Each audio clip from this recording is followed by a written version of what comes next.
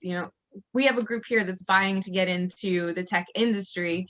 And I know everybody has a different path into technology and how they have started and what opened the doors for them. So I want to ask you so that you can tell our scholars here, what was the key to entry for you into working in tech?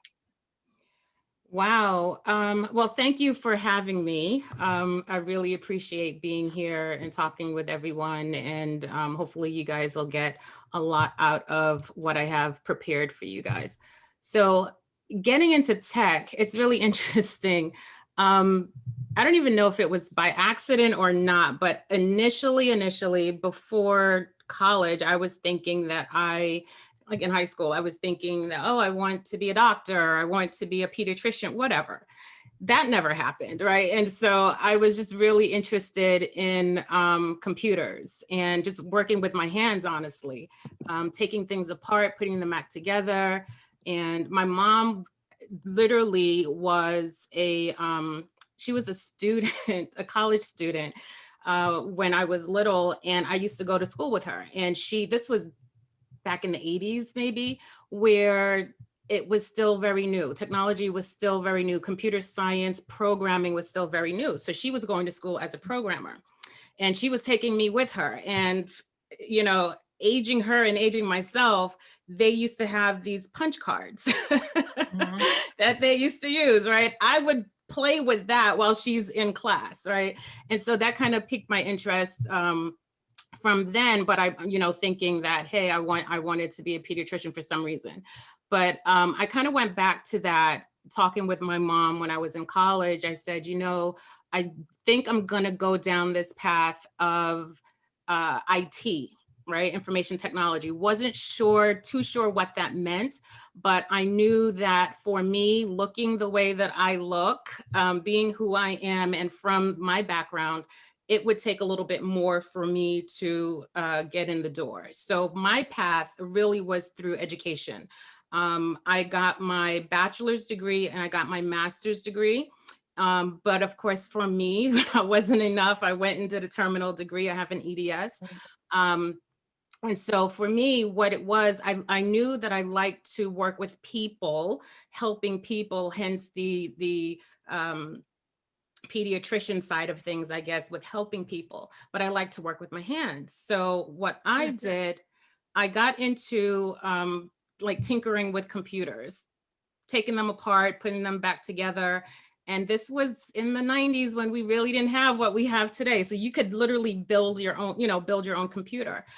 So I had that knowledge behind me, and I kind of latched on to a lot of the guys in the program because there was not a lot of women in the program, and just kind of tagged on to them and got a lot of information from them. So I had a really technical background with them and with the courses that I was taking. And then I said, you know what, I wanted to kind of broaden it and not just be so technical. So it was more on the business side. So I started taking classes, business, management information systems. My transition was really interesting because I love to write. I have so many things in my background, but I love to write, Mm. and I write poetry and whatever else. But I noticed that I could take things and just translate them into a way that it's simplified, right? And so it led me down to a path of being a business analyst, a systems analyst, actually. And so long story long, I literally got in by being a business analyst for Wow.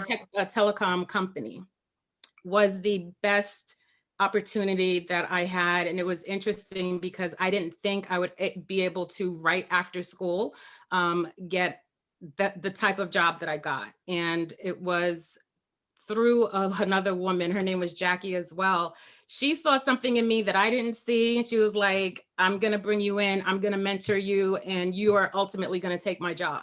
That was her mindset. And so I was fortunate enough to come in through that door, someone opening the door for me to walk in as a woman. And she was the only female executive in this telecom company at the time. Wow.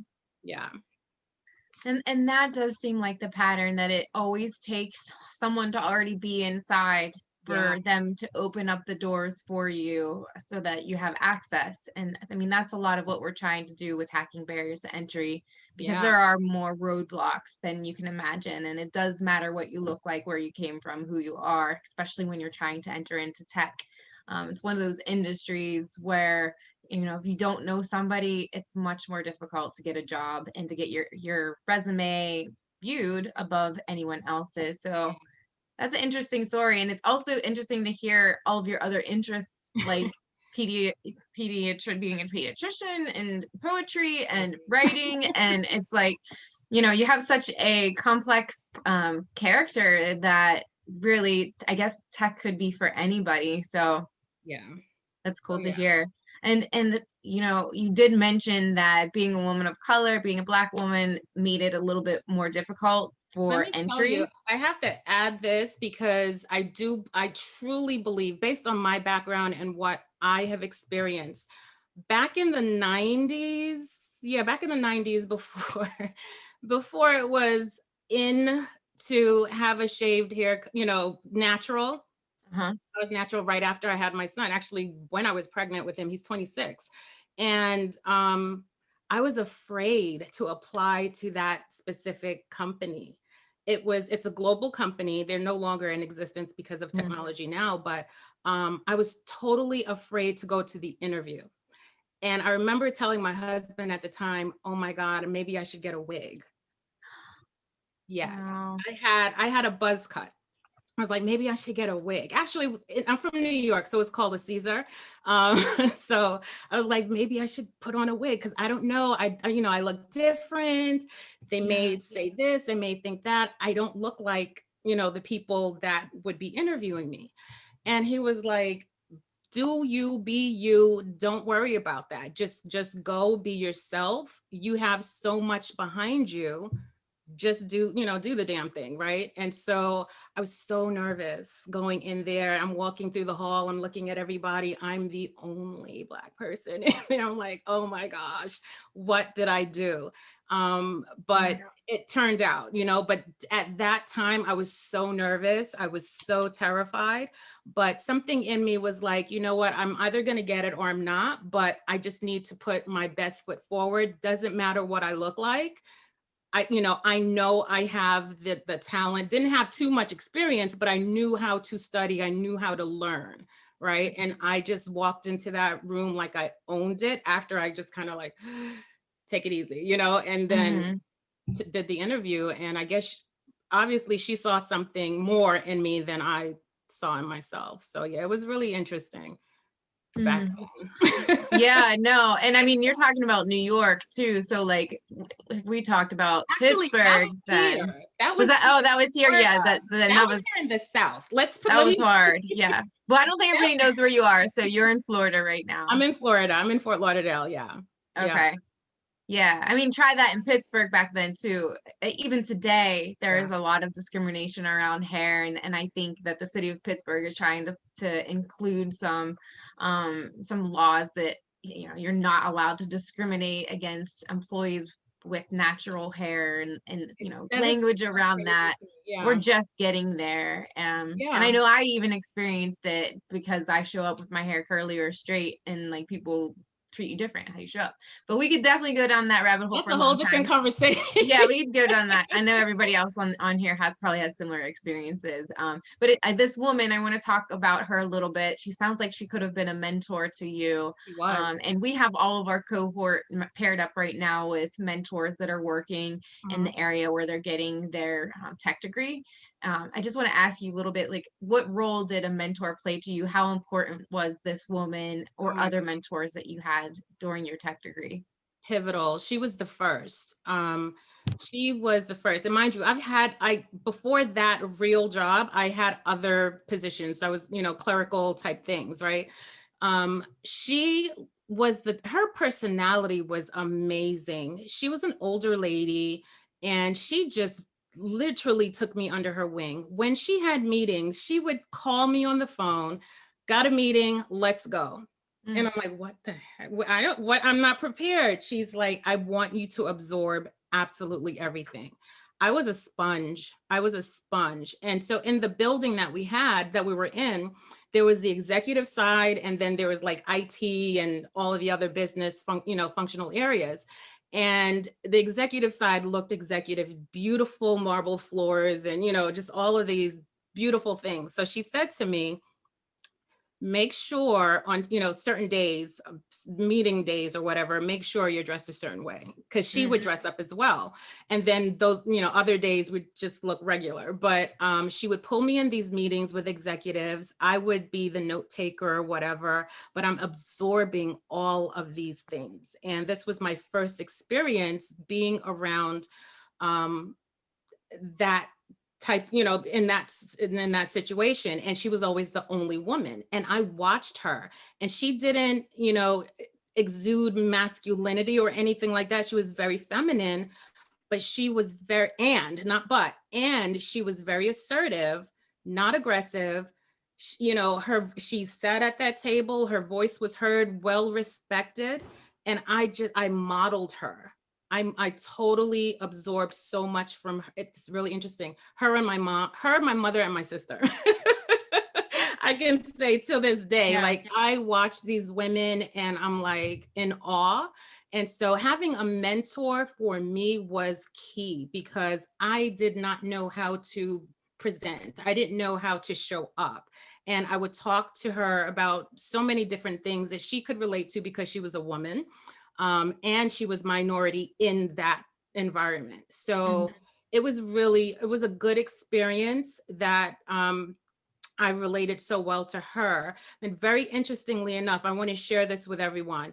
Not everyone you meet that is, let's say you report to someone, a manager, a boss, however you describe them, you got to look past a lot of the surface things that come at you, because you'll have mentors that, that's my mentor and we agree, Mhm. I'm a mentee, you're a mentor. But there are Right. other people out there that you can watch and observe and take and pull things from. This was many, many years later. When I started in project management, I had a manager who I hated. And that's a very strong word.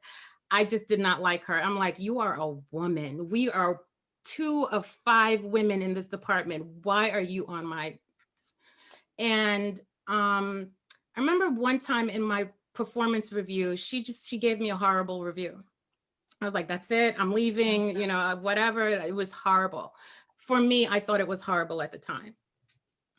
The feedback that she gave me, it wasn't until years later that I realized this woman was trying to help me, but the way she did it was not like my original, manager. Her name was Jackie as well. She just did it in a totally different way. But I look back and I said, everything that she said, I took that and implemented it in my professional life. So she told me I was very stoic. I thought being professional, I had a lot of walls up, right? Mhm. Because, I'm a Black woman, I'm the only woman, and, I had all these things coming at me, and it's very aggressive. And I'm like, chill, you got to relax a little bit, And that was the feedback that she gave me.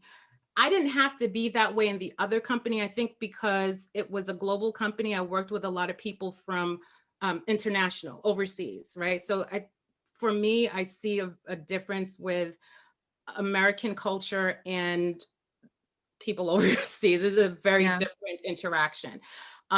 So in this one company, I was very aggressive because I had a wall up. It was my, what do you call it? Defense Coping mechanism. mechanism? Exactly, exactly. Because there was a lot coming at me. And she was like, you know what? You really need to have personality. You need to connect with your team. You need to this, you need to that. And I was like, she doesn't know what she's talking about. I get work done, whatever. I'm going to do what I'm going to do. And then I realized later, this woman was trying to help me, but I couldn't take that at that time. And so in my mind, she was a mentor. If I look back and I say, you know what, the feedback that I got from her, those are things that I'm doing today that helped me to be successful. So all of that to say, your mentor is not necessarily the person right in front of you mentoring you on a daily or weekly basis. It could be somebody that you see from, within a department, or someone that you kind of work with, or even work with, but you can pull things from them. You know what I mean? You can pull really good things from them that can help you. So I just kind of wanted to put that out there. Yeah, no, that's a great example. And I have a very similar story. Sometimes you're just not ready for the reality Yep. that someone is trying to give you. And then later on, you're like, oh, that's why I should have Yeah. listened to her Like, at that relax. time. I mean, I know we all do it with our parents too, but like it doesn't stop then. It goes Yeah, on into your professional career. As a young professional, I definitely see myself being very stubborn and rejecting some of the advice I got. that was But I me. use it today. Yeah, yeah, I Yep. think we all do it. I mean, and like you look back 10 years, I think we all are like, no, I didn't want to listen to them, but yeah, they were actually pretty smart. So that's great to hear. I don't want to take up too much time, but I do want to ask you to give me an example. I know we're going to talk a lot about some of your skills, and they carried on from your previous jobs. Maybe you did learn something about negotiation from this mentor, but I want you to give me an example of one of your greatest moments and proudest moments of successful negotiation. Oh my God. Oh, I have it in here, so I might as well just tell you. I was severely underpaid all the time. I didn't know any better. Again, I was very shy, am very shy. You probably wouldn't even tell, you couldn't tell, but I did not speak up for myself. I just accepted everything. You want 40K? Okay, I'll take 40K. The going rate was 60. I didn't know because I didn't do research. It's like, oh, I'm grateful to get 40, or I'm grateful to get 60 at that time, right? Yeah. And so the the best thing that I had done, and I don't remember where I got it from, but I recall watching something or reading something that said, do not give your chips away, or do not show them all your cards, or something to that effect. We're going to go into that in detail, but I remember leaving one company, and I think I was making maybe about 40, 50, 60, or something to that effect, back then. And I was just really unhappy there. And I said, I had gotten my project management certification. I'm like, okay, it's time to really make some money. How do I do this? How do I do that without having all of this experience? And I said, let me watch some of these things. I think it was YouTube. I don't remember what it was. Mhm. And it was a guy. He was saying how to do this in such a way that you're giving yourself a raise, you're giving yourself a promotion. And then I did some research. So what it is that you never give your salary. Never tell how much you make, because that's confidential information to you and to the company that you work for. I didn't get that. I said, let me try it. So I go into this interview, again, all young guys, right? And they were like, so what are you currently making? I said, that is confidential information. Here is my range. And they were like, they just kind of looked at me, because I think they were shocked. Um, and so I knew that they were desperate. And that's one of the things. I knew what they needed, right? And I knew they were desperate to hire someone in, because they did not have coverage for project management. And so they were like, well, we'll offer. I did tell them I had several other offers. I didn't. So they were like, how does 75 sound? Okay, but I didn't say that there. I said, I'll get back to you, da da da, finish the conversation. I go home, I get an email. They said, we're going to add additional benefits. So the package was about $90,000. I went from 55, 60 to 90 in one conversation. I took that Wow. every time I went to negotiate. So negotiation, sometimes you just don't say. So if I'm making 40, I go to an interview and I say, you know what, my expected salary range is 65 to 70. And you don't say anything after that. You really have to be confident in it and in yourself. Don't say anything after that. You have to know the market as well. But if you know you're severely underpaid, give yourself that raise when you go into to negotiate. But you never give your number ever, ever, ever. Anytime they tell you, even if you're working with a recruiter, oh, we can't move you along until you tell us how much, how much you were making. That is not the company you want to work for, period. So with all the negotiations we're going to get into, I got so much juicy stuff for everybody, but I keep it so simple. And I will tell you, and you're going to hate me for saying this, Gina, throw the books away. Don't even pay attention to all the big, terminology. How did I learn to negotiate? Because I'm doing this. It's really very simple. I'm watching these men in meetings. Yep. I'm Yeah. watching them and I ask questions. It is so simple. If you have the confidence, you could be scared as hell on the inside, but you sit up straight and you tell them under no uncertain terms, like, this is what it is. But you have to have the mindset that I will walk away from this table if I don't get what I want. But you also have to make it a win-win situation too. Mm-hmm.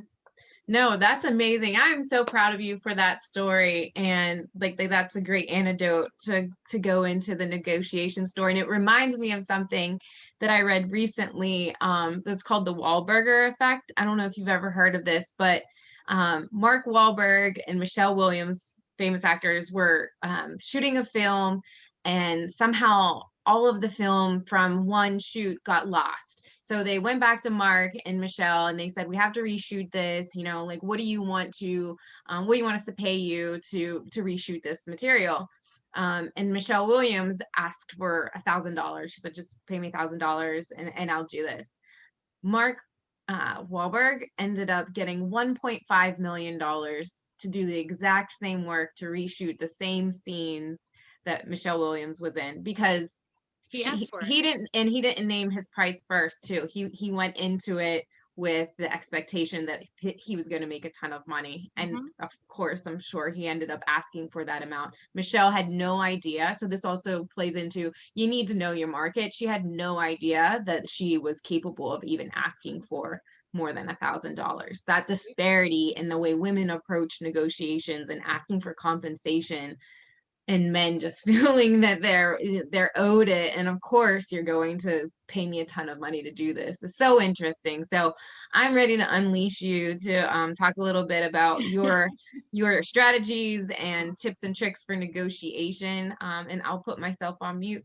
And so if anyone has any questions or comments while Jackie is talking, feel free to write in the chat. You've got some okays, some okers, and dangs and other comments. So we're loving it. I'm not on mute, right? You guys can see my screen.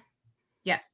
So I'm just going to breeze through a little bit, but this is probably the best way to tell you what not to do, what I am going to do right now. I hate talking about myself. I hate talking about myself. I hate talking about myself. I had to learn to talk about myself and brag about myself in order to get the things that I want, right? And so a little bit, let's go here, right? Gina mentioned this. I'm a certified career coach and life coach, which totally helps me working with women with all of the things that we have to deal with. So I help professional women succeed in career growth by empowering them with the tools successful women use in their own careers. In my private coaching practice, I've helped women take their power back, increase their incomes, and secure ideal career opportunities. Don't know if it's in here or not, but when I say ideal career opportunities, I don't talk about dream career. Sometimes that just sounds so airy-fairy. It's like literally your ideal. What is ideal to you? What works for you? It is a relationship. So what is ideal for you? So just kind of throwing that out there. My biggest thing is to help people succeed. So that's huge for me. Again, talking about myself. So this is just really so that you guys get an understanding of what I've done, where I am going, and the people that I've helped. So I've been seen in Fast Company, Forbes, New York Post, Indeed. As a matter of fact, I've just done, and I'll make sure that you guys have links to this, a an entire workshop on resume, readying your resume. I literally give all of the secrets that I use with my clients. So you can watch that, CNBC and Yahoo Finance. So I've been in those. Also, some of the things that projects that I've worked on, companies that I've worked with, TrackPhone, Office Depot, ADT, a lot of these here are here in Florida. Some of them are global, don't have everything on there, but just so you could kind of get an idea, the types of projects, the levels that I've worked with, the different people that I've worked with across the nation and globally. And my clients actually come from a lot of these huge organizations, and regardless of the organization, they're still unhappy, right? And so how do they get a raise? How some of these that I'm showing on the screen, they underpay their employees, but I've gotten my clients six figures. You know, certain clients have gotten multiple six figures, moved up to VP, left VP and went to another company, you know. So I help them navigate those waters, and a lot of it is a lot is just negotiation. It's just really negotiation. So I want to start at the very top with salary negotiation. And as Gina said, we will have some time at the end for questions. And I want to be mindful of the time. Gina, I think we're going to run over. I have a lot of stuff in here. Okay. All right. We'll see if people can hang out a little bit later. Hopefully they can. Okay, all right. And I'm literally giving you, and I was telling Gina this a little earlier, this is a good chunk of what I have for my coaching program for those who are doing the journey of career growth. So salary negotiation, it's all about preparation. You want to prepare. You want to walk into any negotiation knowing what the heck you're talking about. You are going to notice I keep things so simple. It is very simple. I am not going to use any large terminology, things that you have to go and look up. It's really simple. And the reason why I do that, because this is all from experience. I may have read a few things, but I study people. I watch people, even folks on television or speakers or whoever. Even one of the people that I admired greatly, not because of their stance, but because of how they spoke. If you, regardless of your political affiliation, if you watch some of these politicians, their speeches and how they connect, regardless of their policy, if you listen to certain things and how they're connecting, you can pick up on certain traits, you know, certain traits that you want to use and utilize in your career. I've done that. So you're going to see a lot of stuff in here that is just really simple. I say simple because I try to break it down to just a really basic level, but the base of everything is you having the confidence in yourself and trusting in yourself. And those are things that you can practice as well. So preparation is key to any negotiation. You want to know your objective of the position that you're going for, and really any position that you're going for. Is this for me to just get experience? Is this for me to get a raise? Is this for me to advance my career? Because that is going to determine how you negotiate. So if you go for a position, you're like, you know what, I need to move out from where I am, whether it's within the company or another company, going to another company, but from position to position, if it's a situation where, you know what, I need some more experience, but I know I'm not going to get the money. Keep in your mind, this position is just for experience. So yes, you can negotiate, but you want to be a little bit more flexible because it's a give and take. They're going to give you an X amount of salary. You're going to take and absorb absolutely everything you can from this organization to build your resume. You're going to take classes. You're going to have them pay for it. You're going to negotiate all of those things, but you have to understand the objective of the position that you're taking. What is your objective? So you want to prepare yourself in that manner. So where do you want to be with salary and compensation? What will this position mean for you? Those are questions that you want to ask yourself, right? Is it, like I said, is it about experience only or career advancement, salary increase? That will guide you on your negotiation. You want to do market research for similar experience the geographical area you're in, the skills, etc., including the health of the company.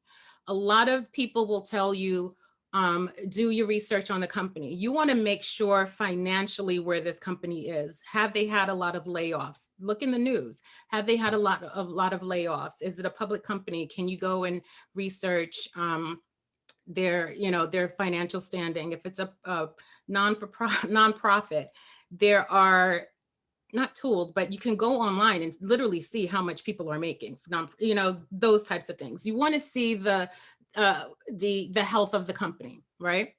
You definitely want to know that within your negotiation. Another thing that I don't have here, but I do want to say, is not just market research for the company, the health of the company and things like that, but you want to look and see, as much as possible, utilize LinkedIn. LinkedIn is your best friend in any job search, any negotiations. You want to see how, are they hiring a lot for a specific position? Are they hiring a specific position all the time, meaning like it looks like there's a turnover? You want to know those things because that can help you in your negotiations, because and you are going to be a good candidate, you want to make sure that they know that they need you, right? And so you want to do that. Building your confidence. There are many exercises and practices for that. You have to be confident in yourself. You have to believe in yourself. You can't go in asking for a certain amount and being unsure with that.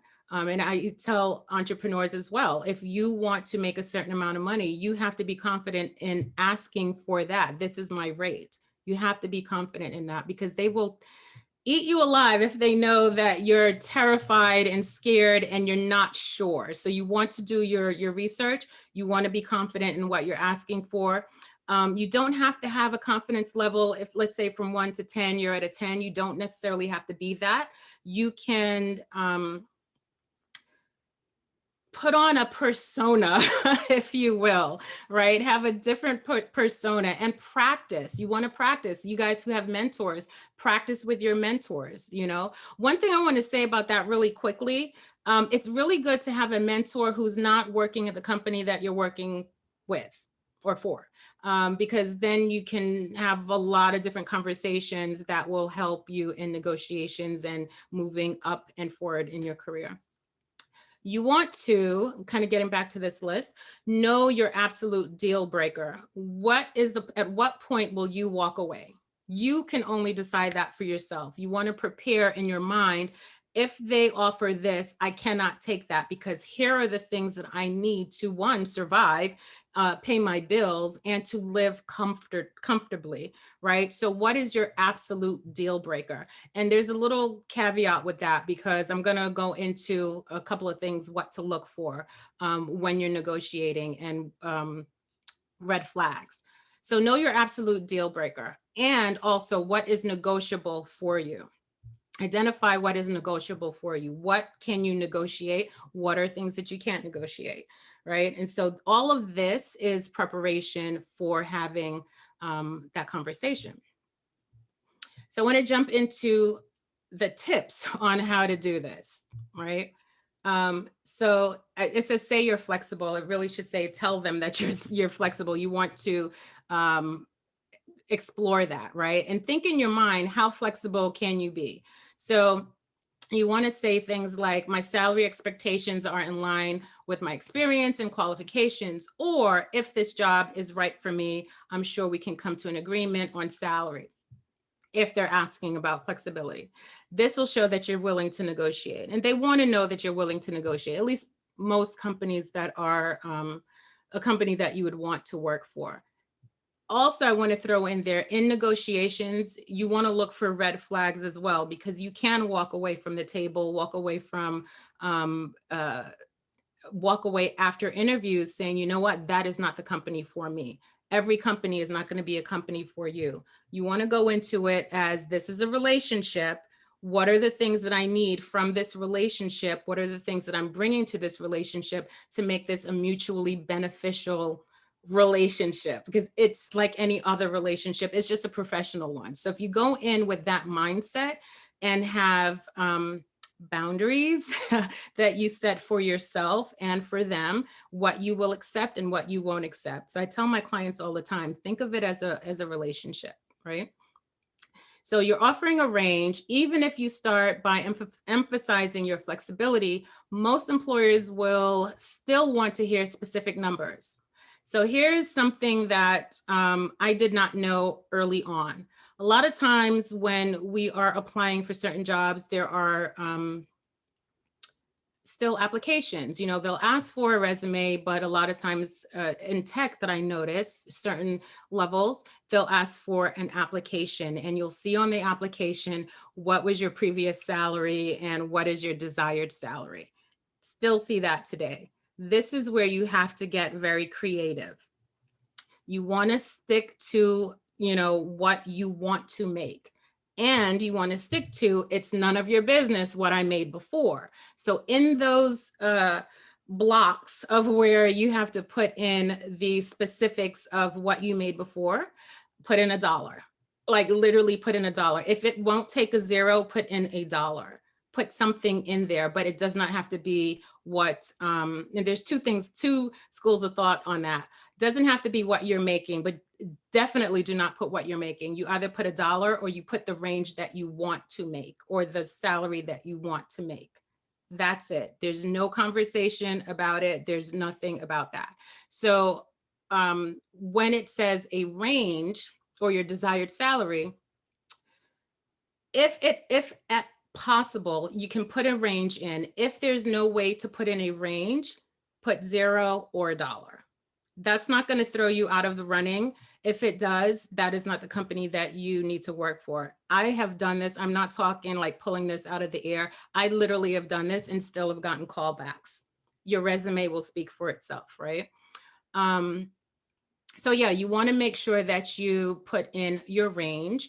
And even if you're having a conversation, you put in, you know, you let them know your range, but offer a range, plus or minus about $10,000 to $20,000. The story that I gave you, I went above and beyond. I said, let me push the limits and see what I can get. I knew they were desperate to get somebody. I was able to get a good compensation package. So the worst that they can tell you is no, but you have to be in a position to walk away. Part of this as well, the best time, and I say this all the time, the best time to look for a job is when you do not need one. When you are looking for a job and you are currently unemployed, a lot of times the decisions that you make may not be the best decisions for you. So the best time to look for a job is when you have one. And I know it sounds easier said than done, but trust me on that, because you have more room, more landscape to negotiate and get what you want. Okay, so we talked about ranges.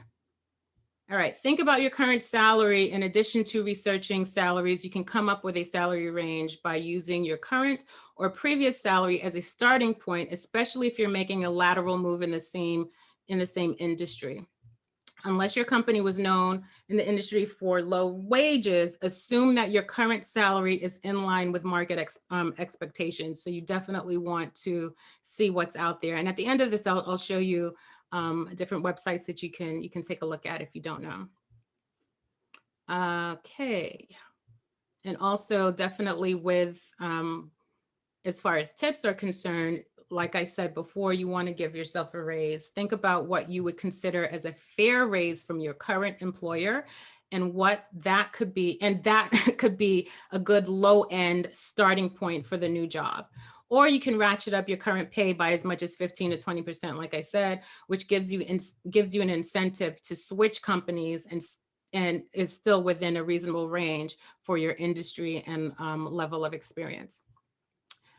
You want to give numbers that you'd be happy with. So only offer a range that gives you the means to support yourself and your family if you have one. You want to highlight your skills. part of the negotiation is just really talking about your skills. So if you're talking about an interview and going for another job or another role, you want to highlight your skills. You want to highlight the fact that you are a solutions provider, like you, the value that you bring. You want to highlight all of those things so that when it comes to negotiations, it's a no-brainer. They look at you as a top performer and they're willing to pay you the salary that you're asking for, or at least within that range, right? And always be prepared to negotiate. That's a no-brainer to me. You want to go in knowing that I am going to negotiate and not be caught off guard. Just know that you're going to be negotiating. So everything that I said previously, you want to prepare. You have to prepare for negotiations. It's not something that is just, let me just go in and wing it. It'll eventually become easier for you. Once you get that first, nudge, and then you see, hey, that worked, you can try it again, you try it again, you try it again. And you can do it, within your daily life with even small things and while you're on the job as well. So negotiation, it's a science and an art, where you're comfortable to start and where you're comfortable to go. Now let's talk about the red flags and the mistakes. Here are the ways to go wrong with negotiations. So I am not going to read that. I actually have some notes on the side here that you guys can read, but I will kind of talk to these notes. So my apologies if they don't line up. It's just generally speaking, I'm going to talk about negotiation mistakes. So I told you the biggest thing, never tell your previous salary. This instantly destroys your chances of making a significant leap.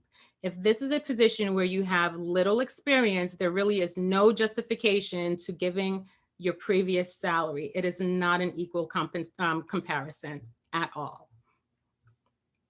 Another mistake is turning down offers and burning bridges. So I did say know when to walk away, but sometimes you're turning down offers and you're not really understanding what the full picture is. You're not understanding what your true objective is. So even if let's say it's the same salary, but you're gaining more experience, think about that.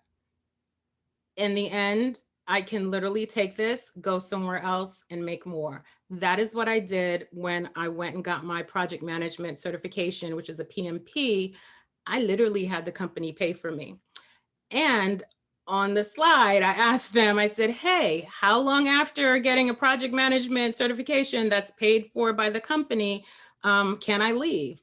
One thing with that, I knew people in HR, and so I was able to have those conversations.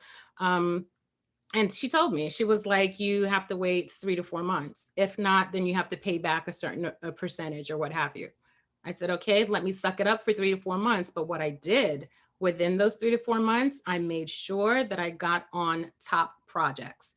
Reason being, I could take that knowledge and experience and transfer that into experience in my resume to now say, hey, this is why you need me because I worked on these softwares. I implemented these softwares. I did this with that. There you go, right? So don't turn down offers without really looking at the big picture, okay? One of the items I have on here, asking weak questions, and I say weak, that's strong, or no questions at all. So when the interviewer asks, excuse me, I left out the E. When the interviewer asks, do you have any questions? Please have questions prepared for them. You want to make sure that you have questions. Questions that you're going to ask is going to help in your negotiation.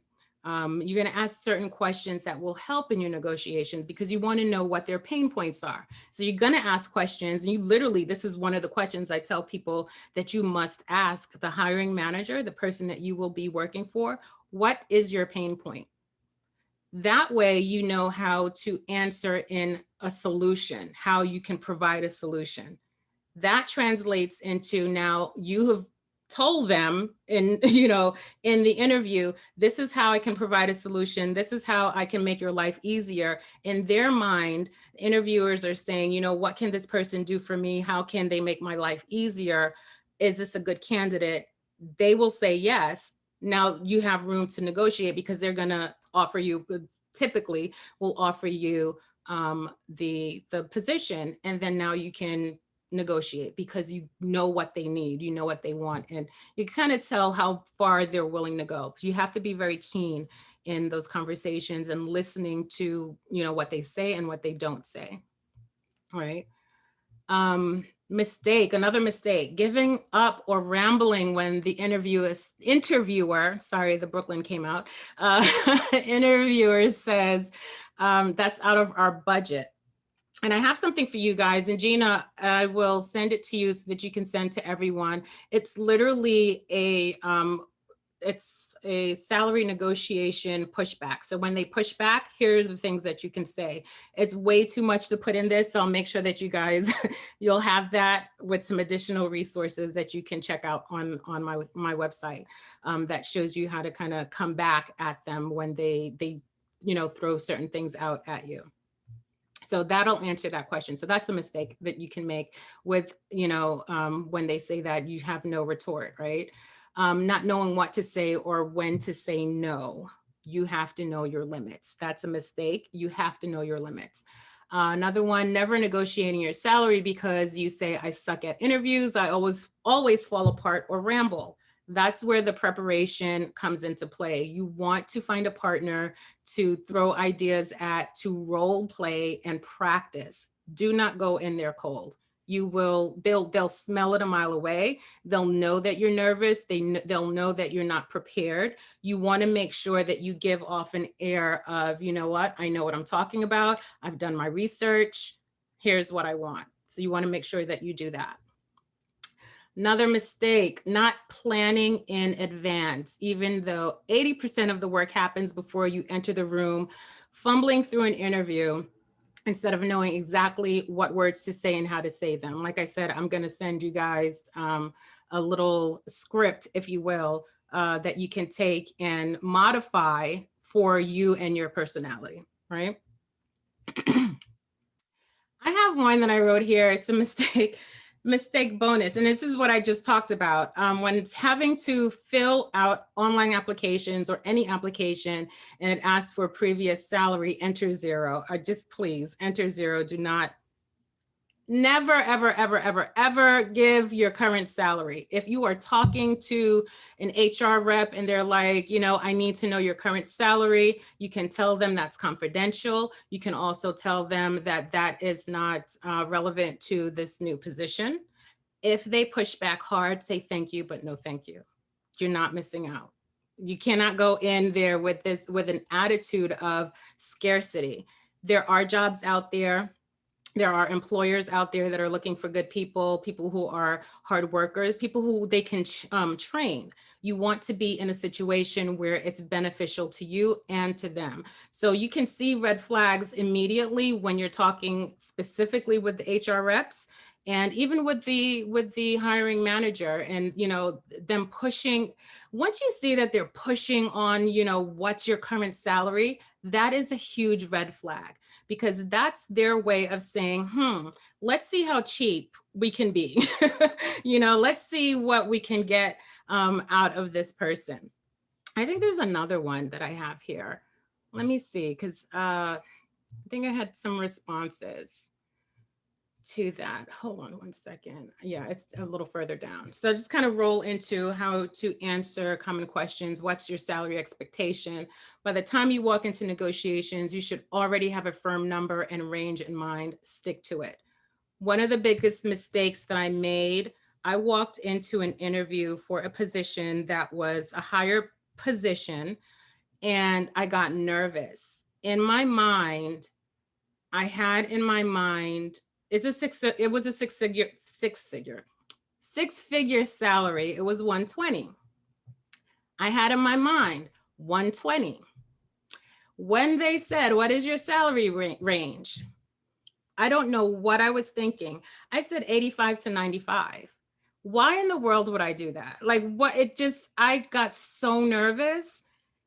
It was ridiculous. It was ridiculous. And I was like, you know what? It doesn't even matter, because I'm not going to take it. Even if they offer, I'm not going to take it, because I knew at that point I would be well underpaid for that position. And part of it for me was the fact that I was moving up into a role that I never really officially did before. So there was some, low confidence, the whole imposter syndrome thing that kind of took over. And I totally blew that one. So know your number and have it firm and be in your mind with it. This is what I'm going for, and stick with it. So if they say there's no room in our budget, we can't possibly give you more money or that money, do not fall into that trap, because employers have a range. It may be a little bit different for nonprofit. So everything I'm talking about mainly focuses on public, companies. Nonprofit is a little bit different, just a little bit. I've had clients who work for nonprofits. They knew salaries were a little bit lower, but there's still room for negotiation with other things, including salary. But typically when these companies tell you they don't have the money, it's not true. It is not true, because you can get that extra 1,000, you can get that extra 2,000. They just need to see the value that you bring. You have to communicate your value. Some companies really don't have it, and you can tell just in the conversations that you're having in the interview. Then that's where you say, you know what, is this a place that I really want to work? What can I get from them? Is it, more experience? Is it the name? Because that's another thing you got to look at. Is it the name that I could put on that resume that will be worth an extra 10 or five or $10,000 in my next job? So kind of think about that. So like I said, that's a scare tactic companies use to make us settle for less than we deserve and pocket the money that should have been ours. Like I've been saying all evening, what are you making now?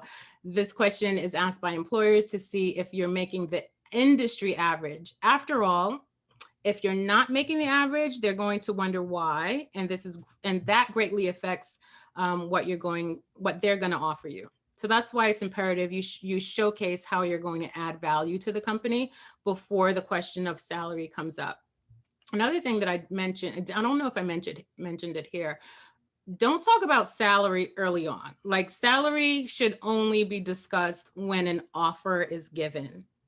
So if they say to you, we need to know a range because, we don't want to waste your time or hours, there's a way to respond to that and saying something to the effect of, I'm sure you're going to, I'm sure this will be a fair negotiation, da, da, da, da, da. And just kind of see where they go with that. But if they're still pushing, again, red flag. All right. Another one, my salary expectations are in line with my experience and qualifications. That's something that you can say. Or if this is the right job for me, I'm sure we can come to an agreement on salary. Here's the biggest one that I learned the hard way. What's the lowest salary you'll accept? So a recruiter should either give you a salary range for the position or ask you what your target salary is. But if they ask you this question, if one, it's insulting, here's how you respond. My salary range is X to Y, and stick to that. If they're pushy and want a number of your lowest salary, this is where you should be ready to walk. Any company that wants to play this tactic doesn't deserve you. This tells you that the company underpays their employees. You, like I said, look for red flags. Do you want to work there, and do they deserve you? Typically, the answer would be no. So be prepared for these questions. This is why it is so important to make sure you reiterate during your interview the value that you bring. And also, excuse me, when you're strategic with your questioning of them, they'll know that you're a strategic thinker and a problem solver. So all of these things that you're doing, it happens during the interview, right? You prepare a lot of this during the interview where you're showing off your skills and your values by discussing how you solve their problems and why they need you. In turn, why they'll pay you top dollar for excuse me, for you over everyone else. Once you communicate your value and they see that, all right? And so just a little bit more. So additional responses to the questions, what are your salary downloads? Here are some things here. I'm not going to read these. I'll make sure I can give you guys the presentation. It's not a problem that you have that. But like I said before, I have the download that you guys can have with the resources on that, with what you can come back with if they try you with some craziness. So I try to keep it really simple, really simple. So hopefully you guys got some good information from that. But I just wanted to let you know, salary.com, payscale.com, indeed.com, those are three that I've used and my clients use to just kind of take a look at the landscape of what's out there, averages and estimates. And those are free tools that you can do. So it should be fairly simple, fairly similar, but there may be some differences in the data. So if you have time to look at more than one source, you may get a better perspective of range. Another idea is to input a variety of job titles to see if the averages change significantly. The problem with some salary sites is that job titles can vary from company to company. So that's why you want to do that. If it is possible, instead get a sense of salary based on job responsibilities, you can come up with a more accurate number. So remember to narrow your search to your regions. Salary for a job in Austin, Texas may be different than those in New York, for example, obviously. So if the research numbers seem off to you, just go by your gut. You don't want to confront a hiring manager with unreasonable expectations, but you also want a salary you can live with. If a decent income isn't there, the job is not right for you. And so I am going to leave you with this before our Q&A. If we have time for that, you have to be deliberate and intentional, and you must know your value. And that's all that I have. That's all that I have. Thank you so much, Jackie. And don't say that's all that I have. That was like a ton. I could go longer, but no, I know. I like go get a glass of water because I know you've been talking straight for like 35 minutes. So thank you so much for sharing with us all of your wealth of knowledge. And like Jackie said, she will share the slides with us so I can share that with you all later. I understand we went over time, so if anybody has to hop off, but Jackie, if we can keep you for a few minutes, if anyone has any questions, I have time to stick around if you do. So I think she's willing to give us a few extra minutes or so. Absolutely. So please feel free to ask any of the questions you have now. You can just unmute yourself. Don't be shy. I'll answer. I had a question. So if you are going for multiple job interviews, do you generally make it a habit of like taking notes whenever you're like, when you would be in the interview process to compare for the jobs that you're interviewing for? Absolutely.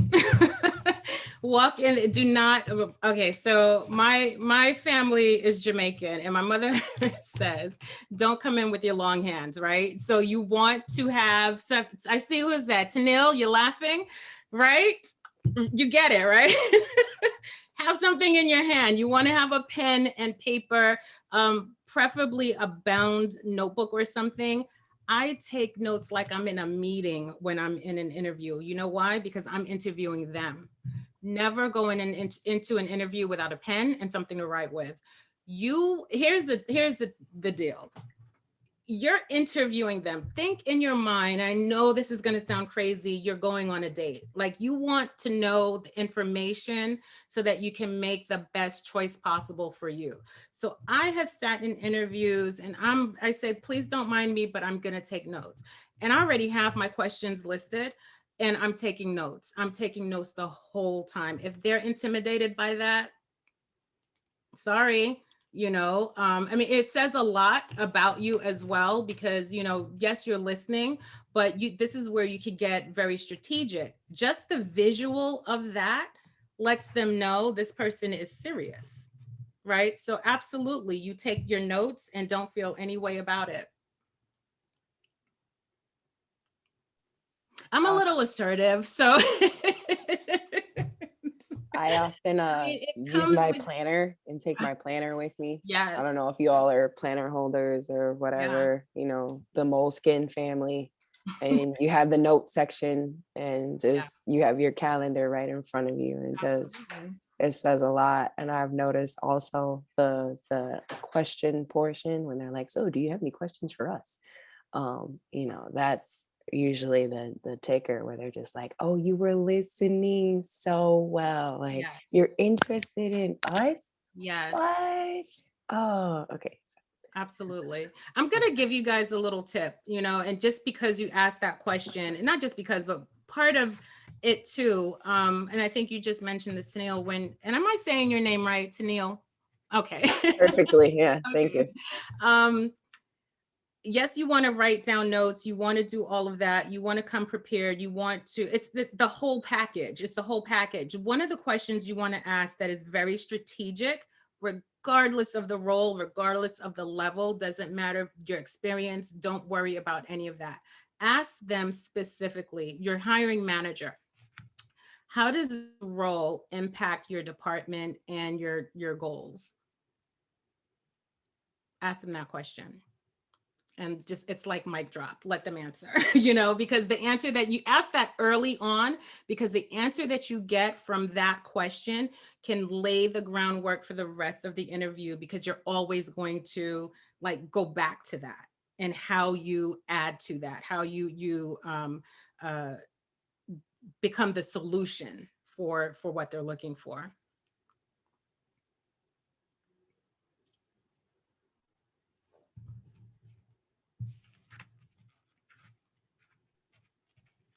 That was a good gem, Jackie. Does anyone else have any other questions for Jackie? Anything about negotiations or interview processes or even review processes? Yeah, anything, guys. I have a question.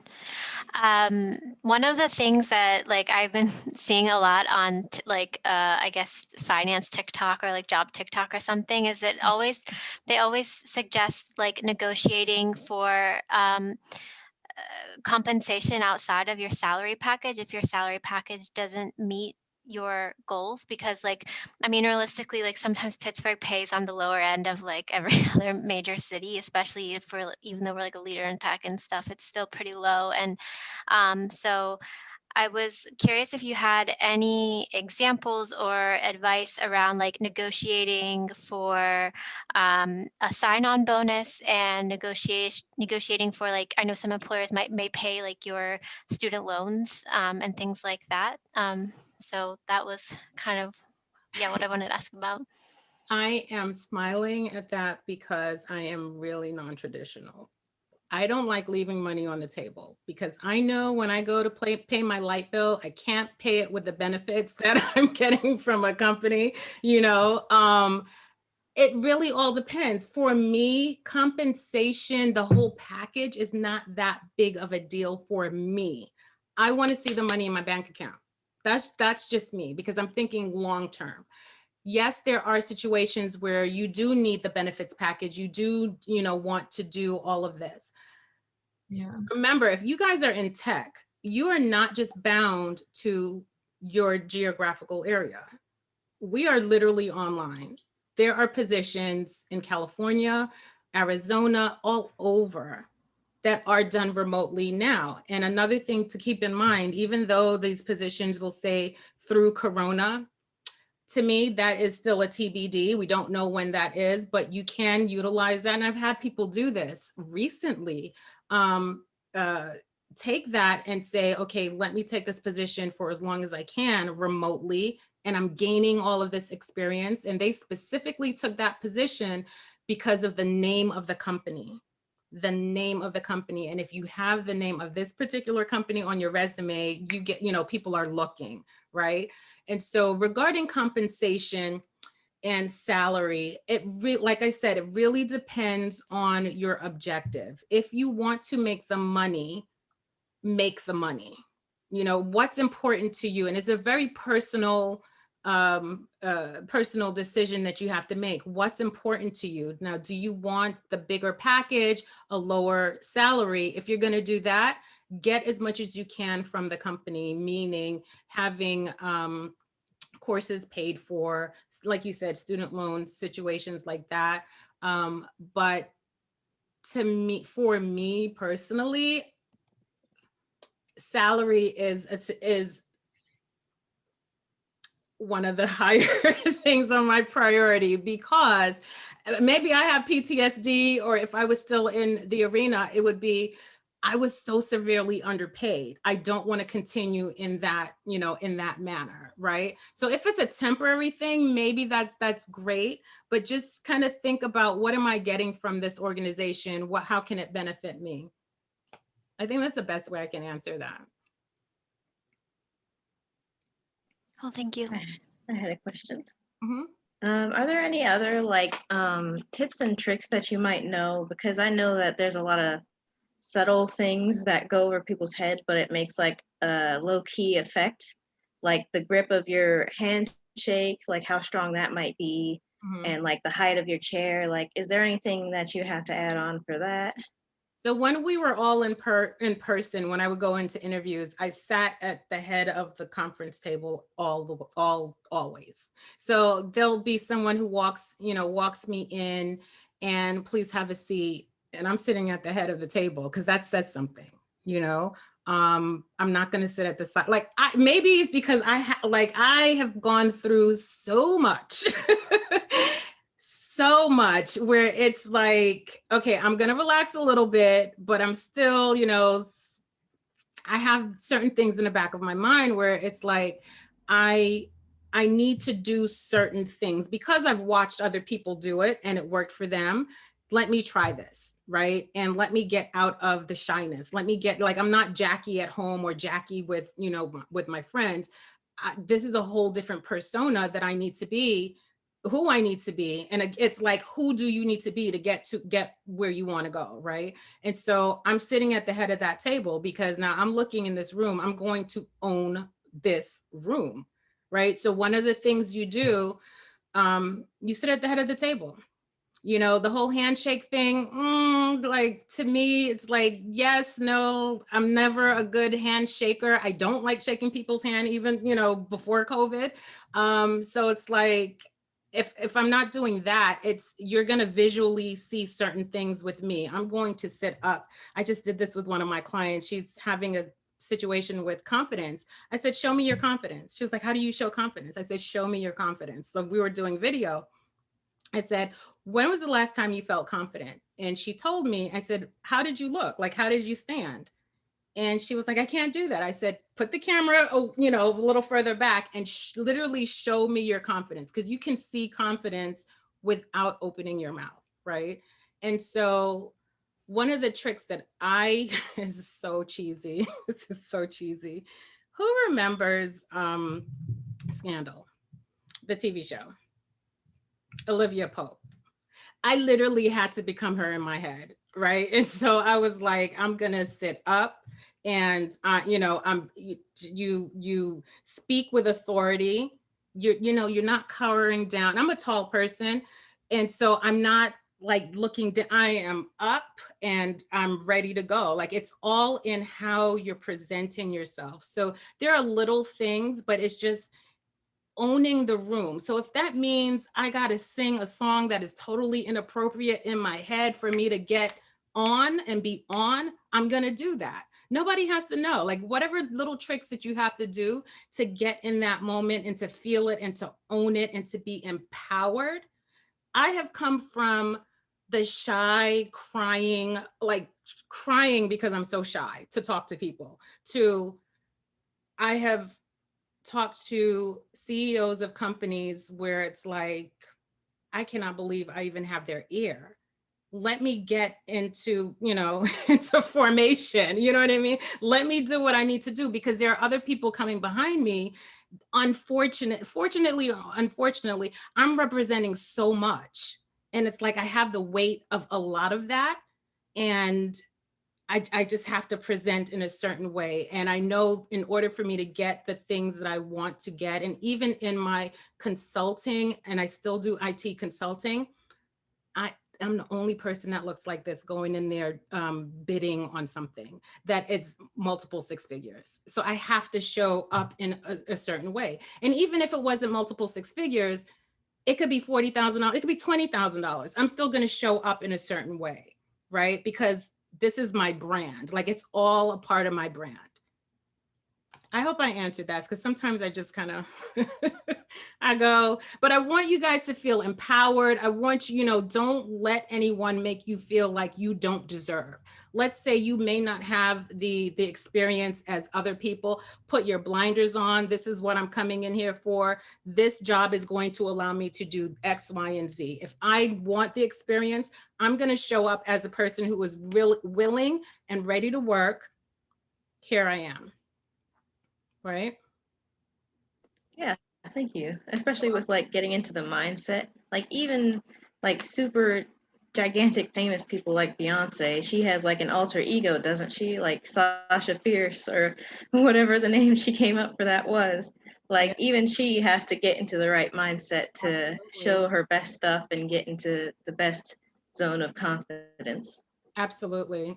Do whatever it takes for you. No one has to know. Like there are actually some TED Talks on that, how to get into that zone, right? So do whatever you have to do to be that. They used to have a commercial where the lady was talking in a mirror in the bathroom, and she's like, I think it was a secret commercial or something. She was pumping herself up. Like you have to.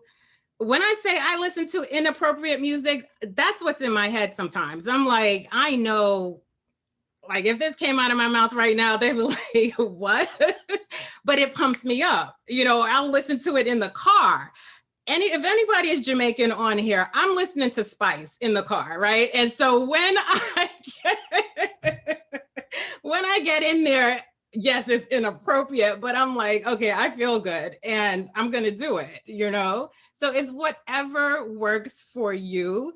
You present professionally, but in your mind, you're like, but you just don't show that, but whatever helps you feel good and get in the right mindset, and also the people that you're around. So before I came on, totally vulnerable moment right now, before I came on, I was talking to my partner. I said, gotta go. I gotta get into the right mindset. And it was maybe 2 hours before. He's like, I said, yeah, I got to get into the right mindset for tonight. So I'll talk to you later, after. So it's the people you're around. It's not saying that they're negative or anything like that, but whatever you need to do to pump yourself up, to feel empowered, do that. Your feelings are the most important thing. So whatever it takes for you to feel like I'm going to win, and you keep that momentum and that motivation, keep it, because let's say you don't get the offer. That's fine. It wasn't meant for me. Let me go into the other thing. Let me do the other thing. Let me keep, just kind of keep moving. So that's, the best way. Now I'm pumped. Now I'm going to go listen to some Spice. I know you're ready to keep going. So I just kind of want to give you guys that. I want to motivate you. It's not easy, and I don't want to make it seem like it's easy. I know it's not easy. There have been days back in the day when and not even that long ago, because I do program management in IT, and it is still very difficult. It is still very difficult to get people to listen, to respect that what the hell you're talking about. I've given up or walked away from projects where I said, you know what, I'm not going to be successful here because they have a certain mindset. I can't change that. I can't break into that. So let me go where I'm going to be celebrated and welcomed, and go this way. And I don't look at that as failure. It's just pivot and shift and do what I need to do next, and next. Don't look at certain things and say, oh my gosh, I didn't get it, or they didn't treat me well. Put your blinders on. Do you go and just keep moving. Just keep moving. I have a question. And it's kind of two-part. One, be it that I heard a rumor that there are some companies out here that get fined for having an undiverse kind of workforce or work team. And so particularly this is around tech, big tech, and they're looking to like pull and resource people of color, you know, this, that, and out of everywhere.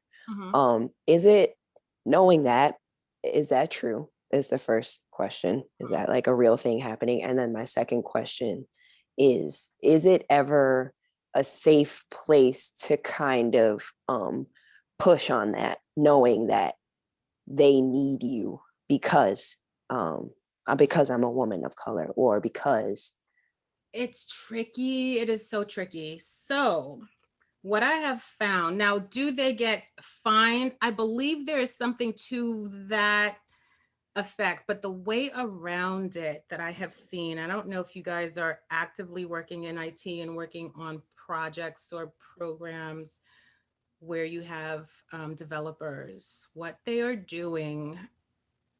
See, this is when you know too much, because I was in a meeting with a CTO who basically said, I don't know if he saw me sitting there or not, or he just did not care.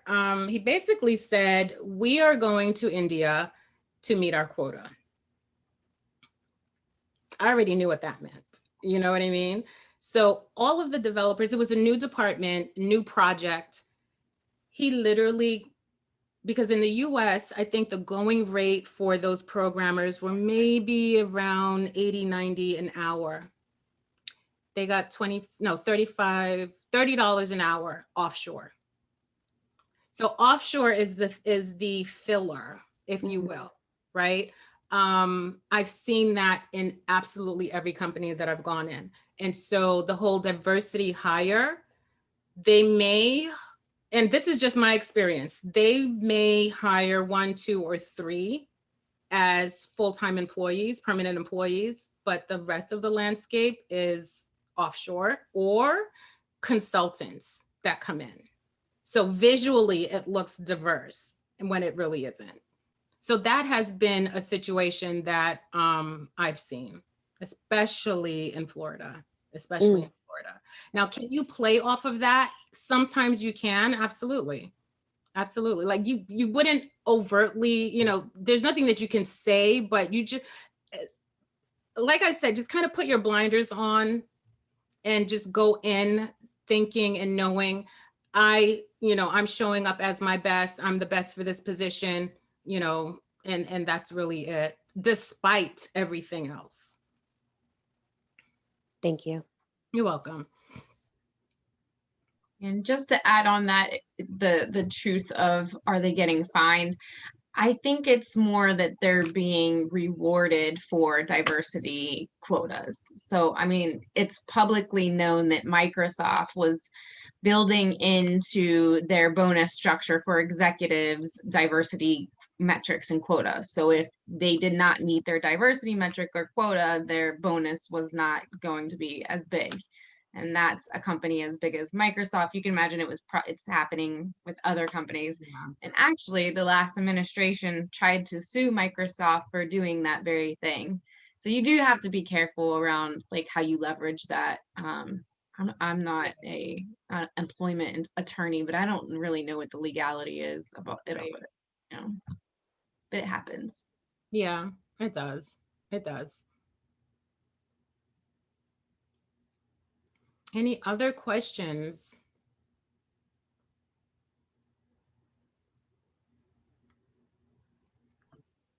It seems like we're good, and I don't want to keep any more of your time, Jackie. You've given us so much time and attention and information for us to absorb. So thank you so much. I really appreciate you doing this with our cohort here. Not a problem. It was my pleasure. My son may not like you guys right now, but then again, he may, because I know he's eating chips for dinner, but it's all good. Oh yeah, we're cutting into everybody's dinner time. So I want to let everybody go so they can feel like you can eat whatever you want. I know Tanil said she was trying to eat her mac and cheese. I'll let you go. But thank you so much for coming today, everybody.